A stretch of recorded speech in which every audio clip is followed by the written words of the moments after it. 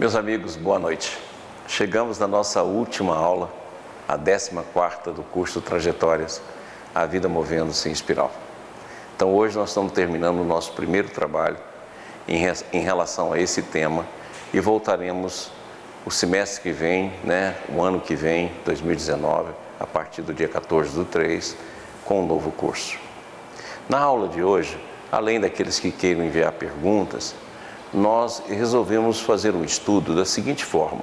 Semana passada eu falei sobre a encruzilhada da escolha e como é que se dá a nossa escolha, geralmente sozinhos, e quando nós fazemos essa escolha, nós abrimos então as diferentes opções do destino, as diferentes possibilidades, e a partir daí nós fazemos a escolha que vai implicar na equação, que eu chamei aqui de equação mente-emocional, que você vai ter de resolver a partir da sua escolha. E aí, hoje eu resolvi dar uma aula sobre o que pesa nas nossas decisões, quais são os conteúdos pessoais, os conteúdos reencarnatórios e os conteúdos que eu chamei de associativos com as outras pessoas, que pesam nas suas decisões e que você tem de prestar atenção. Então, como nós mostramos aqui já vários fatos de como organizar a nossa trajetória, como organizar a nossa vida, como definir o nosso ciclo, agora, o que pesa nas nossas escolhas e que muitas vezes a gente não vê, que faz uma escolha muitas vezes condicionada e aí leva sempre aos mesmos resultados.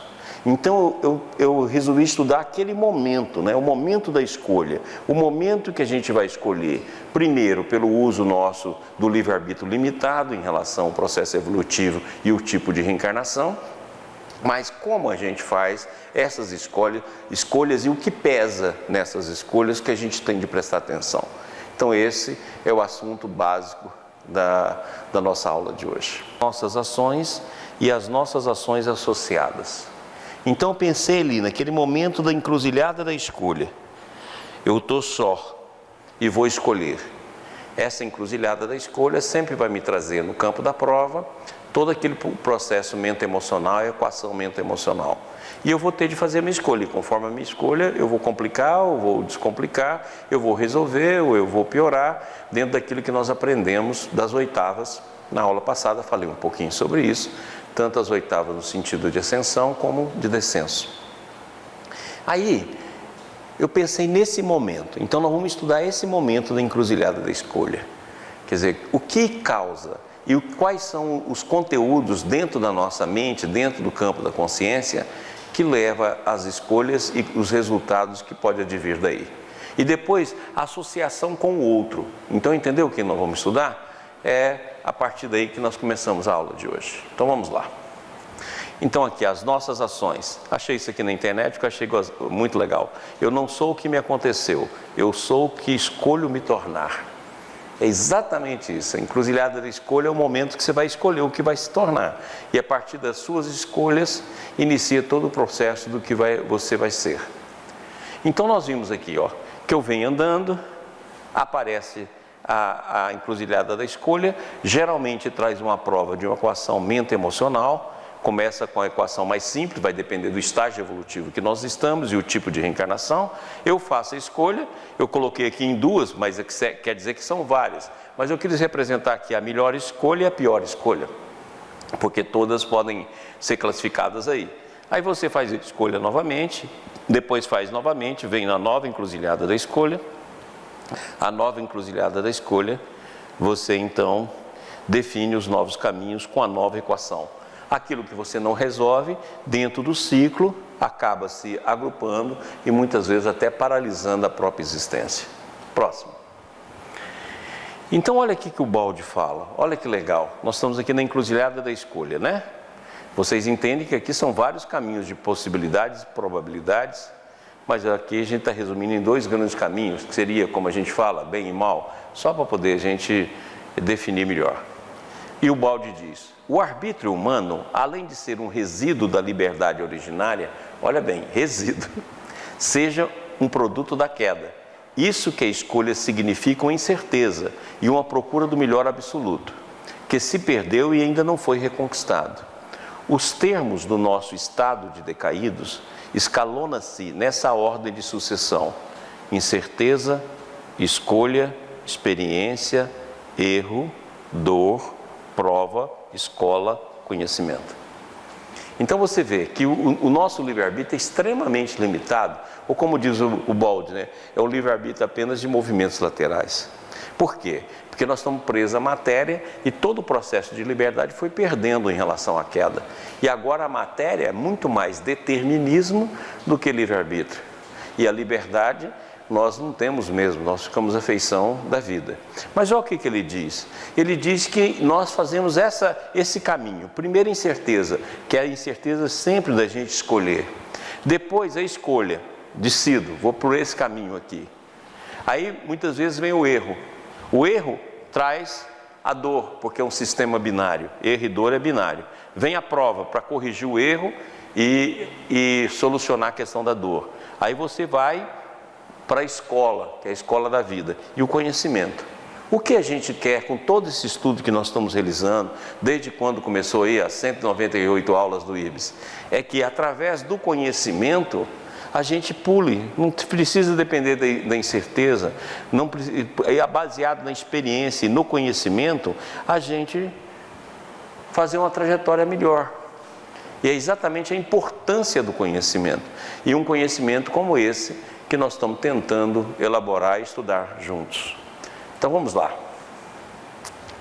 Olha o que o Bowlby diz. A escolha só é possível onde ainda não se conhece o melhor caminho, que só pode ser o único perfeito. Olha, então escolha só existe. Escolha só existe no plano da queda. A gente acha que livre-arbítrio é escolher. Olha só que besteira. Livre-arbítrio é vivenciar as infinitas possibilidades divinas. Não é escolha. A gente acha que livre-arbítrio é escolher entre o bem e o mal. Isso eu já falei aqui. Não é escolha. Isso é queda. Isso, na verdade, significa patologia. Não é escolha. Eu vou ter que escolher entre bem e mal? Isso é patológico. Eu vou ter que escolher entre o caminho A e o caminho B? Isso é patológico, porque existe um único caminho, que não tem escolha, que é a perfeição. Só que a perfeição significa que ela é feita de infinitos caminhos. Ou seja, infinitos levado a infinito. Então, na verdade, você escolhe, dentro da perfeição, há infinitos caminhos a serem vivenciados. Ok? E não a escolha entre A e B, entre C e D. Não. Por isso que é mundo intrínseco, não é mundo vibracional. Ok? Próximo. Isso aqui é Allan Kardec. Eu achei muito legal. Eu quis trazer isso aqui, que eu acho esses estudos aqui do Evangelho segundo o Espiritismo muito apropriado. Olha o que o Kardec diz. Vive o homem incessantemente em busca da felicidade, que também incessantemente lhe foge. Porque felicidade sem mescla não se encontra na Terra. Por que então que é felicidade? Porque na verdade a felicidade é o princípio que está na profundeza da alma. Ela veio da queda. Então, como a gente já vivenciou, ela está lá dentro e a gente busca ela o tempo todo. Mas dentro do meio terreno não existe felicidade completa, sem mescla. Não existe. Aqui é mundo de expiação e prova. Então, meu filho, encara logo que é melhor, né? Então, não existe a felicidade sem mescla. Entretanto, malgrado as vicissitudes que formam o cortejo inevitável da vida terrena, poderia ele, pelo menos, gozar de relativa felicidade se não a procurasse nas coisas perecíveis e sujeitas às mesmas vicissitudes, isto é, nos gozos materiais, em vez de a procurar nos gozos da alma, que são um pré-libar dos gozos celestes imperecíveis. Em vez de procurar a paz do coração, única felicidade real neste mundo, ele se mostra ávido de tudo que agitará e turbará, e coisa singular, o homem como que de intento cria para si tormentos que está nas suas mãos evitar. Eu vou repetir isso aqui. O homem como que de intento cria para si tormentos que está em suas mãos evitar. Então, na verdade, devido a nossa mente ainda está fixada no prazer, nas felicidades mundanas, na felicidade do mundo, quantos tormentos que a gente cria na hora que a gente escolhe. A vida abre os caminhos para poder fazer a escolha. E muitas vezes a gente faz isso aqui, ó. A gente cria tormentos. E aí muita gente fala assim, esses tormentos é devido à vida passada, isso é devido ao processo espiritual, isso é devido à obsessão. Ô criatura, é devido a você. Então eu queria que a gente começasse a reflexionar muito das nossas escolhas. Toda vez que a gente estiver num momento desse, é fácil observar, porque a vida vai te preparando, ele vai te dando visão, de uma hora para outra você fica só diante de uma situação difícil. Essa aí é a encruzilhada da escolha. Quando você tiver isso aí, lembra dessa frase aqui, ó. Eu vou criar tormento para mim mesmo, que mais cedo ou mais tarde vai estar na minha vida, ou não? E muitos tormentos não é devido a provas de vida passada, não, é devido a escolhas. Muito tormento depende da nossa escolha atual. Não é porque veio, por causa da reencarnação, por causa do obsessor, por causa sei lá de quem. Gostado que sempre a culpa é do outro, nunca é sua. Fala, eu escolhi errado e vou ter de consertar a minha trajetória. Nunca fala assim, eu nunca vi, nunca. Nem de mim mesmo, certo? A gente nunca fala assim, não, eu escolhi errado, agora eu vou lá consertar. Ora, e muitas vezes a gente cria tormentos de difícil solução, e não são equações vindas pelo campo da prova. São equações oriundas das nossas escolhas, baseadas nisso aqui, ó, nas questões passageiras. E nós fazemos isso quase sempre. Continuando. Aí Allan Kardec continua. Pois bem, figure-se a Terra como um subúrbio, um hospital, uma penitenciária, um sítio malsã, e ela é simultaneamente tudo isso. Você lembra aquela passagem de Emmanuel que nós já lemos aqui em vários cursos nossos, né? Existe planetas educandário, reformatório, existe prisão. Nosso é o prisão. E olha o que Kardec fala, é mais que prisão. É subúrbio, é hospital, é penitenciário, é sítio malsã. E ele é simultaneamente tudo isso. E compreender-se-á por que as aflições sobrelevam aos gozos, porquanto não se mandam para o hospital os que se acham com saúde, nem para as casas de correção os que nenhum mal praticaram. Nem os hospitais e as casas de correção se podem ter por lugares de deleite. Ora, então quem veio para cá, eu já falei isso aqui, eu acho que a vida toda, quem vem para cá é espírito extremamente culpado, extremamente rebelde. Então não tem jeito de ter felicidade sem mescla. É aquilo que eu brinco, né? Eu falo que felicidade é um intervalo entre duas dores. Então é exatamente isso que a gente vê na Terra. Nós temos momentos felizes e vai depender muito das nossas escolhas. Próximo. Continuamos com Kardec. Se em duas partes se dividirem os males da vida, uma constituída dos que o homem não pode evitar, e a outra das tribulações de que ele se constitui a causa primária, pela sua incúria ou por seus excessos, vê-se-á que a segunda em quantidade excede de muito a primeira. Faz-se, portanto, evidente que o homem é autor da maior parte das suas aflições, as quais se pouparia se sempre obrasse com sabedoria e prudência. Cara, isso aqui é demais. Olha, então olha o que ele está dizendo exatamente o que eu falei. Na hora que você estiver aqui, ó, aí você fala, não, é a prova.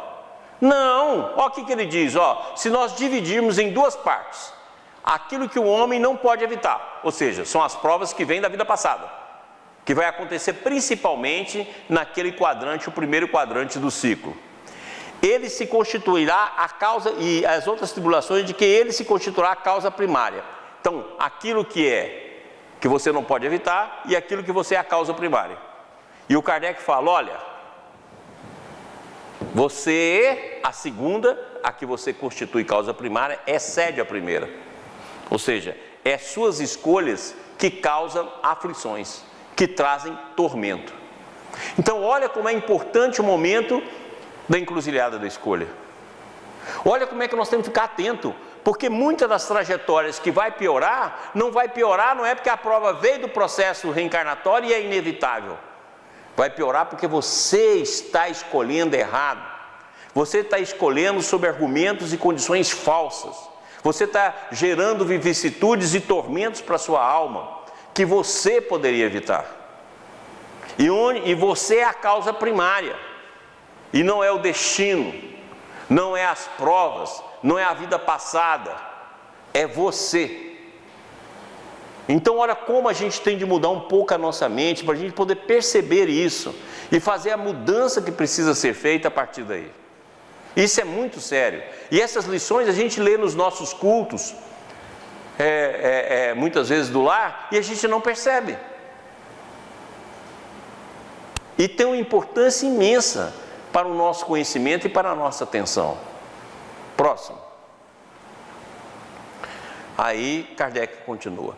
As provas têm por fim exercitar a inteligência, tanto quanto a paciência e a resignação. Pode dar-se que um homem nasça em posição penosa e difícil, precisamente para se ver obrigado a procurar meios de vencer as dificuldades. O mérito consiste em sofrer sem murmurar as consequências dos males que não seja possível evitar, em perseverar na luta, em se não desesperar, se não é bem sucedido, nunca porém numa negligência que seria mais preguiça do que virtude. E isso aqui a gente faz, ó. A gente acha que é karma, e a gente usa a palavra karma como algo inevitável e determinístico. Nada disso. Isso é feito, ó, aquilo que a gente não pode evitar, nós também não podemos ficar na preguiça, na inércia e na negligência. Então, se a vida te deu uma paralisia, é para ver como é que você vai se movimentar nessa paralisia. E não porque, não, eu sou paralítico, eu tenho que ficar quieto. Nunca. Todas as nossas inibições são para serem enfrentadas. Todos os nossos processos psíquicos são sempre para serem enfrentados. Então, olha, eu só consigo mexer, andar 2 passinhos só. Então eu vou andar 2 passos, mas eu não vou ficar inerte. Tudo é um desafio. E para desenvolver como virtude a paciência, a inteligência e a resignação. Mas nunca como um processo que, não posso evitar, não tem jeito não, eu vou ser sempre assim. Você pode até ser sempre assim, mas sempre lutando e tentando passar pelos seus limites. Próximo. Continuamos com Kardec. Para fazer o bem, mister sempre se toma a ação da vontade. Para se não praticar o mal, basta as mais da vez a inércia e a despreocupação. Vou repetir. Para fazer-se o bem, mister sempre se torna a ação da vontade. Para se não praticar o mal, basta as mais das vezes a inércia e a despreocupação.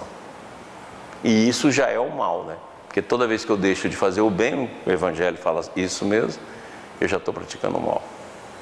Então você vê que tudo é questão de inércia. Próximo. Continuamos com Kardec. Tal o sentido das palavras: bem-aventurados os aflitos, porque serão consolados. São ditosos, porque se quitam, e porque, depois de se haverem quitado, estarão livres. Se, porém, o homem, ao quitar-se de um lado, endivida-se de outro, jamais poderá alcançar a sua libertação. Então aí nós já temos agora outro problema. Eu tento quitar um processo de uma prova inevitável que vem na minha vida. Eu quito isso muitas vezes com paciência, com resignação, mas eu vou lá em outro campo, abro de novo um problema. Então quando Jesus disse no Sermão da Montanha, bem-aventurados os aflitos, porque serão consolados, é aqueles que vão vencendo as próprias aflições que geraram na vida. Agora eu nunca vou zerar se eu resolver uma questão aqui e abrir outra lá. Então, além da questão da inércia, além da questão da escolha, além da gente ser causa primária dos nossos tormentos, nós também temos de ver aqueles tormentos que a gente resolve nessa vida, mas os tormentos que a gente abre na própria sequência da existência ou para a própria existência futura. Então isso é muito importante. Você vê que esse momento da encruzilhada da escolha, ele é um momento assim de extrema importância para a nossa alma. Porque eu posso muito bem suportar ali e vencer um problema difícil, um problema familiar, por exemplo. Aí no outro lado lá eu vou lá, explodo e faço de novo, abro um novo processo de desajuste na minha vida. Então olha bem o que ele está dizendo. Se porém um homem, ao quitar-se de um lado, endivida-se de outro, jamais poderá alcançar a sua libertação. Ora, cada nova falta aumentará a dívida, porquanto nenhum há, qualquer que ela seja, que não acarrete forçosa e inevitavelmente uma punição. Se não for hoje, será amanhã. Se não for na vida atual, será noutra. Ora, então muitas vezes eu aqui faço uma solução adequada, daqui a pouco eu crio um tormento que na minha própria vida vai ser gerado. E se eu não conseguir alcançar nessa vida, vai vir na outra existência. Para quê? É igual o Balde fala, só existe um processo de saída da dor. É a aceitação da dor e gerar atos novos que não gerem mais dor. É assim que nós saímos dela. Próximo. Kardecão de novo. Entre essas faltas, cumpre se coloque na primeira fiada a carência de submissão à vontade de Deus. Logo, se murmurarmos nas aflições, se não aceitamos com resignação e como algo que devemos ter merecido, se acusamos a Deus de ser injusto, nova dívida contraríamos, que nos faz perder o fruto que deveríamos colher do sofrimento. É por isso que teremos de recomeçar absolutamente, como se a um credor que nos atormente, pagássemos uma cota e a tomássemos de novo por empréstimo. É assim que nós fazemos. Muitas vezes pagamos uma coisa e lá vamos nós de novo, cometer enganos e erros. Então, vamos prestar atenção. Vamos olhar bem para os nossos momentos de encruzilhada de escolha. Vamos definir o nosso ciclo e estudar as nossas encruzilhadas de escolha. O que nós fizemos lá? Então, isso é um exercício fundamental. Você vai pegar a sua vida. O ciclo, vamos pegar aqui, no meu exemplo, 3 anos. Aí você pega lá, como é que foi a minha escolha no primeiro 3 anos, no segundo 3 anos, terceiro 3 anos. Está claro? Você estudar isso com determinação, com olhar para isso. Ok? Então, por exemplo, eu já tenho 21 ciclos, né? 21 ciclos, vou ir para... Já tem 64, 21 ciclos e meio, mais ou menos. Ora, então como é que foi a minha escolha nessas 20 opções de ciclo e nas opções de cada descida, né? Cada descida, cada subida, como são 4, então você vai dividir então a sua escolha no ciclo e nos quadrantes, porque aí você vai ver melhor cada momento. No momento que eu passei pela prova A, como é que eu me comportei? Como é que eu saí no outro quadrante? Como é que foi meu esforço? Como é que foi a oportunidade que veio? O que eu aproveitei e o que eu não aproveitei? Eu materializei o que eu não materializei? Então, na verdade, uma escolha que envolve lá um ciclo de 1 ano a 10, ela tem 4 vertentes que são os quadrantes. Então, você pode estudar ela aí. E aí você pode caminhar para definir biorritmos que vai até de mês em mês, diário, ok? Você pode também aplicar dentro desse campo. Próximo. E agora aqui. Agora isso aqui nós vamos colocar como meta nossa. E é isso que eu estou falando. Eu acabei de falar, está aqui a passagem para a gente poder analisar. Interroguem friamente suas consciências. Todos que são feridos no coração pelas vicissitudes e decepções da vida. Remontem passo a passo a origem dos males, que os torture e verifique se, as mais das vezes, não pode dizer, se eu não houvesse feito ou deixado de fazer tal coisa, não estaria em semelhante condição. Remontar passo a passo. Então, no meu caso, são 21 ciclos já vividos, ok? Então, são 21 passos. Depois, 21 vezes 4, são 84 passos. Então, se eu remontar cada um aqui, eu vou separar da vida o que veio e que era inevitável, que era a prova, e como eu busquei solucionar, o que eu gerei de novas provas para a própria vida ou para outra a vida existencial, e ao mesmo tempo, quais foram os tormentos que eu gerei por minhas escolhas próprias. Façam isso para vocês verem. Você vai ver que os tormentos pela escolha é muito maior do que aquilo que a vida trouxe como tormento. Ou seja, a terra é de expiação e prova. A gente aumenta a expiação e a prova com o maior número de tormento pelas escolhas.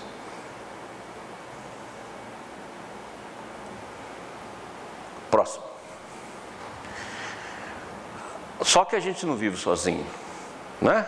Nós vivemos associados, não é isso? Então nós vimos aí com uma visão de nós mesmos. Primeiro a nossa visão. Mas nós estamos associados, sofremos influência daqueles que convivem conosco, né? E muitas vezes a nossa escolha não é baseada em nós, ela é baseada nas influências. E Emmanuel tem uma frase maravilhosa: nunca permita que você veja a vida pelos olhos alheios. Então nós vamos ver as consequências dos processos de associação. Vamos lá? Aqui eu fiz um desenho, olha que bacana, ó. Eu fiz aqui está o mal, né? Logicamente que isso aqui eu peguei de planetas. Aqui está nós aqui fazendo escolha e ela associada, ó. Muitas vezes uma influência maior, gerada outra influência que acaba nos levando a uma escolha e a gente pratica o mal. Ou desajuste, ou sei lá, estou falando mal no sentido amplo, né? A fatalidade do mal, isso aqui é Emmanuel. A fatalidade do mal é sempre uma criação devida a nós, mesmo gerando em nosso prejuízo a provação expiatória em torno do qual passamos compulsoriamente a gravitar. Se eu gerei um mal, eu vou gravitar numa prova do tamanho do mal que eu gerei. E muitas vezes esse mal a gente faz associado. Então pega aqui as pessoas como se fosse associação. E olha o que ele diz: a fatalidade do mal é sempre uma criação devida a nós, é nós que geramos o mal, mesmo gerando em nosso prejuízo a provação expiatória em torno do qual passamos compulsoriamente a gravitar. Se você gerou, Jesus foi claro: você é escravo do teu pecado. E muitas vezes a gente faz isso por associação. Então tem duas coisas que a gente tem que prestar atenção: a influência que a gente exerce sobre os outros, porque você vai ser co-associado aos atos da pessoa, e as suas escolhas, baseadas muitas vezes em infeliz influência de pessoas que você convive. Próximo. Pietro Baldi. Com efeito, nós nos construímos a nós mesmos com os nossos pensamentos, da mesma forma que Deus, com a simples atividade de seu pensamento, criou o universo. O pensamento é a fonte primeira de tudo. Resulta daí o karma, lei segundo o qual tudo que livremente foi semeado será totalmente colhido mais tarde. Então lembre, gente, que antes de qualquer escolha, antes da materialização de qualquer coisa, tudo é vibracional e tudo está aqui na nossa mente e na nossa emoção. Por isso que eu chamei de equação mento-emocional, que todo princípio é vibratório. Olha, se ele é vibratório, eu tenho que tomar cuidado com o meu pensamento, com o pensamento que eu associo, com o pensamento que eu emito. Tudo isso é importantíssimo, porque é vibração, e a vibração vai levar a efeitos. E eu aí estou semeando karma. E naturalmente isso virá como processo da lei. Por isso que tem uns karmas coletivos, porque é associados nos mesmos erros de coletividade. Próximo. Emmanuel no livro Fonte Viva. Ninguém vive só. Nossa alma é sempre núcleo de influência para os demais. Nossos atos possuem linguagem positiva. Nossas palavras atuam à distância. Achamos-nos magneticamente associados uns aos outros. Ações e reações caracterizam-nos a marcha. É preciso saber, portanto, que espécie de forças projetamos naqueles que nos cercam. Então está aqui, eu peguei essa imagem que é muito legal. Olha a quantidade de forças que a gente projeta. Então, achamos-nos magneticamente associados uns aos outros. Então, cuidado para que você não seja coautor das ações dos outros. Sempre é decisão pessoal, mas vai ter uma cota dela, que conforme a sua influenciação, você é coautor, maior ou menor. Próximo. E essa imagem aqui que ilustra bem. Emmanuel, Um pouco de fermento leveda a massa toda. Não dispomos de recursos para analisar a extensão de nossa influência, mas podemos examinar-lhe a qualidade essencial. Acautela-te, pois, com o alimento invisível que fornece as vidas que te rodeiam. Desdobra-se-nos o destino em correntes de fluxo e refluxo. As forças que hoje se exteriorizam de nossa atividade voltarão ao centro de nossas atividades amanhã. Ou seja, é sempre fluxo e refluxo. Então você toma muito cuidado, que nós estamos todos interligados e a influência que a gente exerce, ela vai se enriquecer de vibrações semelhantes e vai voltar sobre nós. Então isso eu chamo de escolhas associadas. Então você, além de ter de olhar a prova, além de ter de olhar a sua escolha, você tem de olhar as escolhas associadas. Próximo. E essa imagem aqui eu gostei muito, ó. Aqui, vamos colocar que essas aqui são correntes de pensamento. Então olha bem, um casal aqui vivendo o mesmo campo de corrente de pensamento. Então olha como é que isso é importante, por isso que a gente se associa. E é desse princípio que forma as famílias. Família é quem se associou através do tempo. Ninguém vive só. Temos conosco milhares de expressões do pensamento dos outros, e milhares de outras pessoas nos guardam a atuação mental inevitavelmente.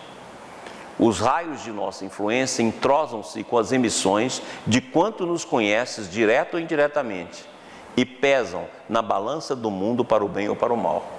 Ora, então você imagina lá, nos nossos caminhos que eu apresentei lá, que eu pus o símbolo do bem e do mal. Olha o que ele diz, ó. Temos conosco milhares de expressões do pensamento dos outros. Nós nunca examinamos isso. Qual o tipo de pensamento que você tem na sua cabeça que ela influencia a ler? E quais desses pensamentos são influências salutares? Quais são influências inerciais? E qual desses são influências negativas? Nós nunca olhamos para isso. Nós não temos esse hábito de análise. Ó, e milhares de outras pessoas guardam a atuação mental nossa inevitavelmente. Então, aquilo que você fala, aquilo que você diz, aquilo que você comenta, aquilo que você divulga, mais no mundo de hoje, né? Que antigamente era difícil a gente divulgar alguma coisa, a gente divulgava mais ali perto das pessoas da gente. Agora não. Você viu aí? TV Ibis chega até em 20 países aí, com várias pessoas assistindo. Imagina o cuidado que a gente tem com aquilo que a gente divulga, aquilo que a gente fala, aquilo que a gente diz. Então são influências que hoje a gente exerce, e não é mais aqui só não, porque na hora que você coloca na rede, meu amigo, você não sabe nem onde vai parar. Próximo. Aí o Balde fala, olha que legal isso aqui. Quando o nosso espírito é feito de pensamentos evoluídos, só somos capazes de registrar as ondas do mal, do ódio e da dor. Esse estado é chamado inferno. Quando ao invés vivemos de pensamentos evoluídos, então estamos aptos a registrar as ondas do bem, do amor e da alegria. Dizemos, pois, que este é o paraíso. Tudo depende do estado espiritual, consequência da elevação de nossa natureza. Ora, se a sua vida está um inferno, olha em quem magneticamente você está ligado e qual a corrente de pensamento que você está assimilando e se nutrindo. Porque tudo é uma questão de vibração, tudo é uma questão de sintonia. E todo ato começa na vibração.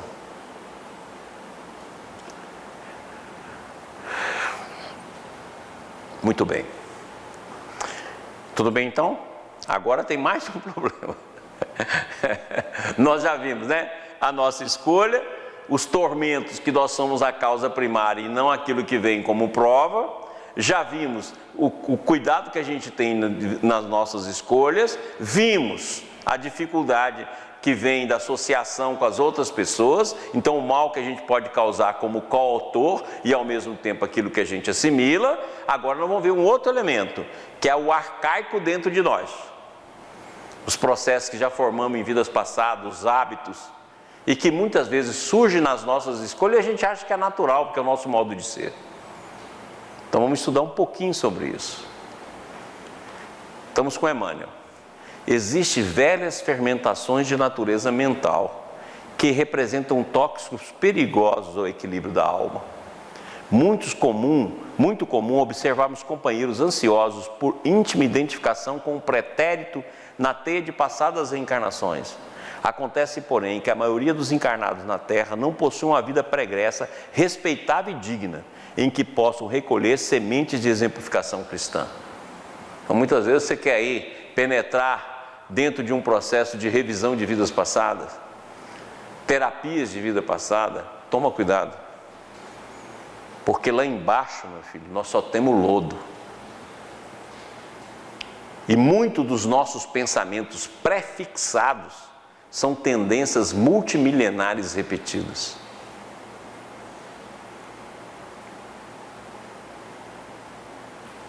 Então toma cuidado com essa fermentação de natureza mental ligada ao passado reencarnatório. O balde.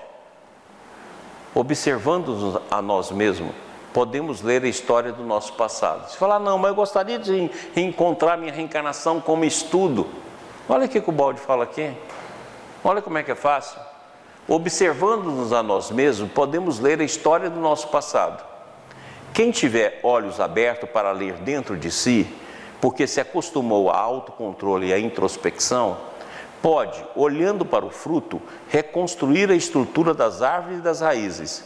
Isso quer dizer que o ser, olhando para os seus instintos e qualidades atuais, pode reconstruir as séries de pensamentos exatos que, longamente repetidos, tornam-se hoje os hábitos constituintes de sua personalidade.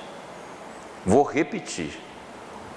Observando-se a nós mesmos, podemos ler a história do nosso passado. Está aqui, ó. Aqui eu não vou ver como máscara, mas como histórias do passado. Quem tiver olhos abertos para ler dentro de si, porque se acostumou ao autocontrole e à introspecção, pode, olhando para o fruto, reconstruir a estrutura da árvore e das raízes. Isso quer dizer que o ser, olhando para os seus instintos e qualidades atuais, pode reconstruir as séries de pensamentos exatos que, longamente repetidos, tornaram-se hoje os hábitos constituindo sua personalidade. Então, da mesma maneira que eu posso retroceder para estudar os passos da minha trajetória, como eu falei há pouco aqui, repetindo a passagem lá de Emmanuel e de Kardec, nós podemos pegar os nossos hábitos, pegar os nossos instintos, pegar as nossas tendências e olhar os frutos que nós já semeamos e estudar de onde nasceram os pensamentos que os configuram e agrupados da nossa forma de ser. Então, se eu faço o exame de consciência, como Kardec ensinou, e faço o exame de consciência, como o balde está ensinando, para você fazer um processo de retrospecto, você define não só os passos passados, os tormentos que você gerou, aquilo que veio em forma de prova e como você escolheu e qual foi a sua equação, como ao mesmo tempo é capaz de definir a base do seu pensamento, sem conhecer reencarnação nenhuma. E, ao mesmo tempo, definir quais foram os pensamentos que repetiram de tal forma que gerou hábito. Então, um hábito são trilhões de pensamentos repetidos.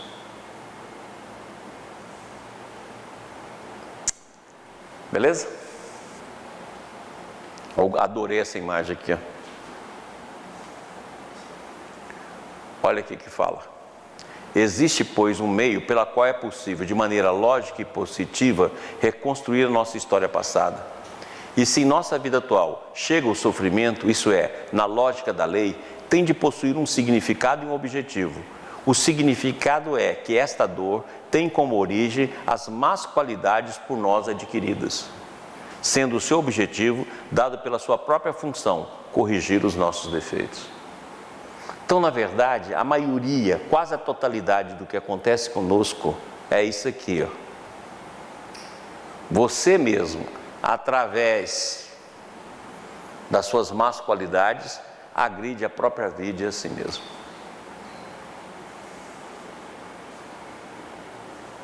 depois joga a culpa em Deus, joga a culpa na vida, joga em felicidade. Eu parei de fazer porque depois que isso aconteceu na minha vida, destruiu minha existência. É sempre você, gente, nunca esqueça que você é a obra que você constrói.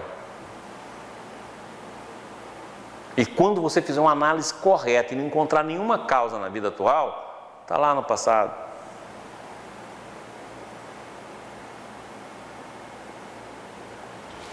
Beleza.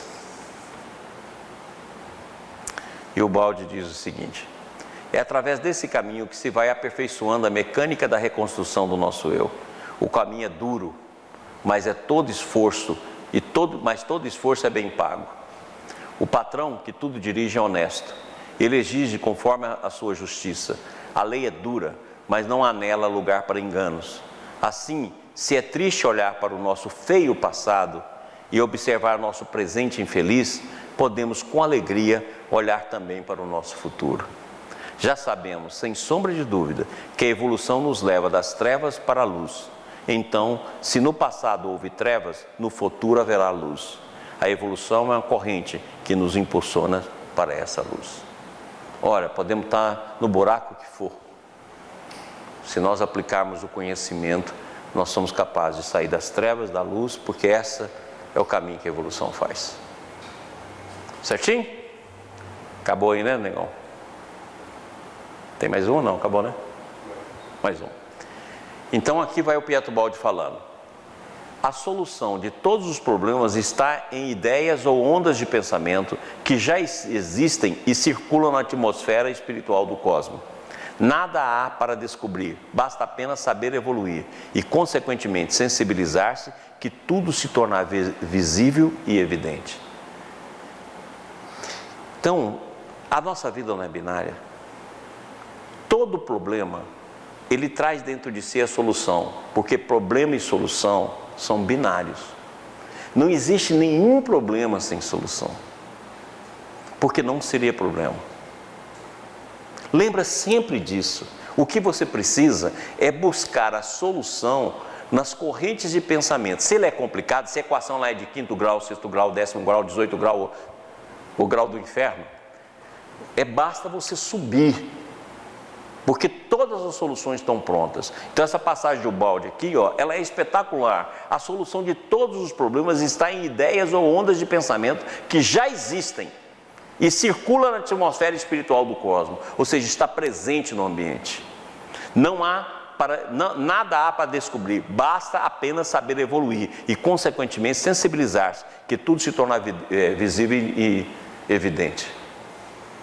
Então não precisa de nenhuma ideiazinha brilhante, não precisa de nenhum desespero.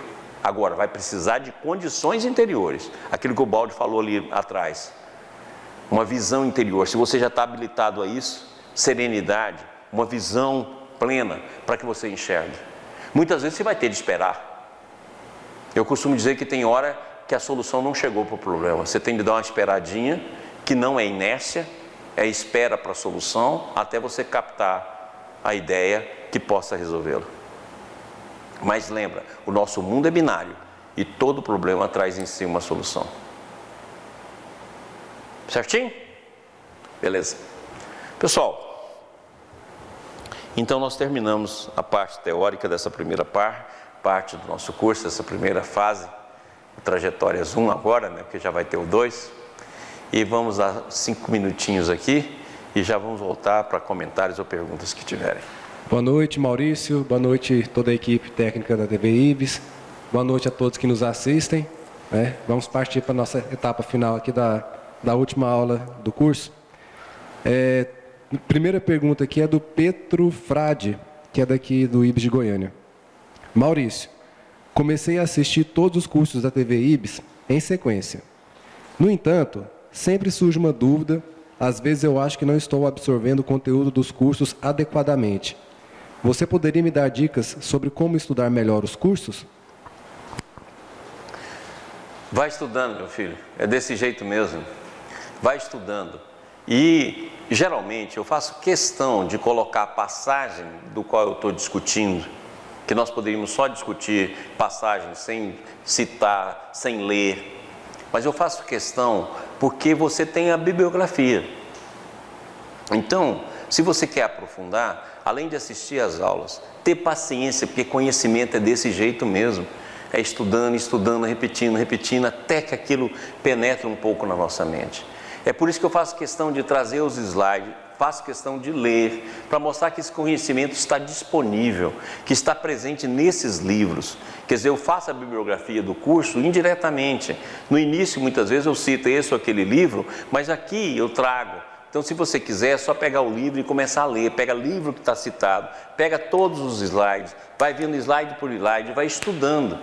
Porque eu faço isso justamente para mostrar que não é algo que nós estamos criando na nossa cabeça, é algo que já está escrito, que está disponível, que veio pela bondade dos missionários superiores e vinculado a nós. É por isso que eu faço questão de dar aula assim, é mais monótono, é mais difícil, você vai precisar de uma didática mais dinâmica, mas mostra para todos que esse conhecimento está disponível. E antigamente a gente precisava adquirir livro, né? E hoje em dia muitas vezes já está no PDF aí disponível em vários locais e em vários sites. Beleza. A próxima pergunta aqui é do seu xará, o Maurício Bilhão. Diante da encruzilhada, devemos pensar ou sentir o melhor caminho a seguir? O coração é um guia diante do caminho, que é difícil, mas será o melhor? Ô Maurício, o Maurício sempre tem me mandado coisas lá da pesquisa, do estudo dele. O Maurício é muito ligado a estudo aí da cosmologia e muitas vezes eu não tenho nem tempo de agradecer o que ele me manda. Inclusive escreveu um livro recente, um livro que está sendo elogiado aí por vários locais. Então, Maurício, é o seguinte, eu acho que é os dois, é pensamento e emoção. Logicamente que hoje, né, como Emmanuel já nos disse, a gente já começa a ver que o centro do coração é um dos mais importantes, ou maior emissão que a gente possa ter dentro do nosso campo magnético. Mas é pensamento e sentimento, né? O Emmanuel tem uma frase muito legal, né? Que ele fala assim que o sentimento é como as badaladas daqueles antigos relógios, né? Que bate quantas vezes, né? Como acontece nos sinos da igreja. E o ponteiro é a razão, é o raciocínio, que indica onde nós estamos e o que nós devemos fazer. Então, a conjugação de pensamento e sentimento é o que nos leva ao processo da escolha. A próxima pergunta é da Alaide Catarina, lá do Espírito Santo. O que nos leva a escolher equivocadamente? Mesmo quando eu estou tentando escolher certo, percebo que cada um escolhe conforme o seu conhecimento. E se mesmo assim eu me equivocar, como serei avaliada? Não, Laide, você está enganada. Você não escolhe conforme o seu conhecimento, você escolhe conforme o seu condicionamento. Olha para isso, não é o conhecimento. Muitas vezes a gente despreza o conhecimento superior, certo? O André Luiz fala que se a gente tiver uma semana, por exemplo, de doutrina espírita, você sabe muito bem o que deve fazer na vida. A gente despreza esse conhecimento. Você faz escolha baseada no seu condicionamento. E quando você fala assim que eu quero escolher o melhor, você não olha para o seu condicionamento. Você fala, mas você não faz. Então lembra, o nosso condicionamento é o grande entrave, é o grande processo do entrave. O condicionamento é essa passagem última que eu mostrei aqui, ó, os nossos conteúdos do passado que estão edificados na forma de hábitos, estão edificados na forma de pensamentos residuais que permanecem na nossa vida há séculos.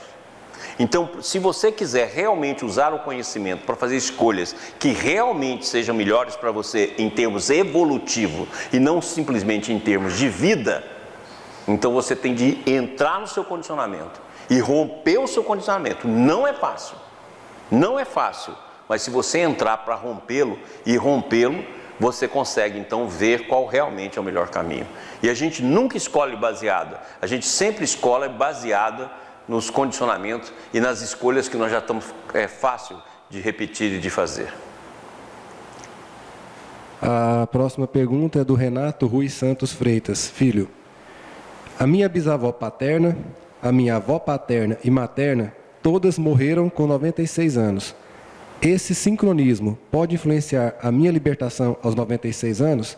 Aí ele informa aqui também que, segundo ele calculou, nessa idade ele vai estar no momento de provas com ciclo positivo.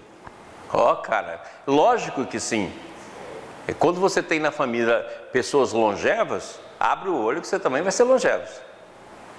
Certo?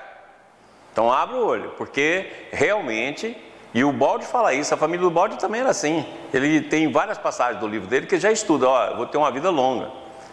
Porque a família já tinha isso. Então você pode calcular com base nisso.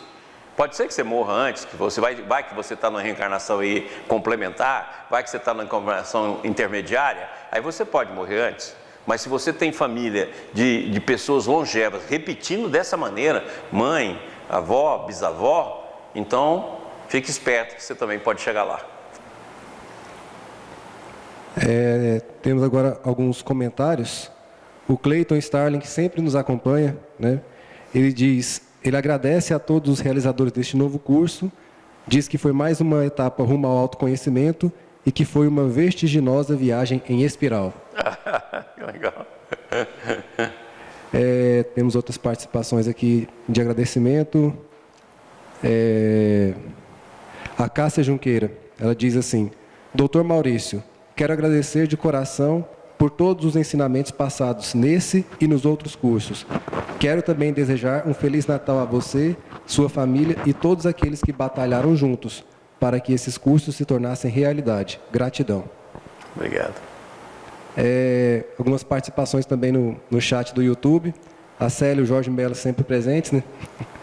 Agradecemos, como sempre, ao Dr. Maurício e a toda a equipe por mais este belíssimo curso que está nos ajudando muito na reformulação de nossos conceitos e de nosso comportamento. A Sirlene aqui tem um pedido para você. Ah, pois não.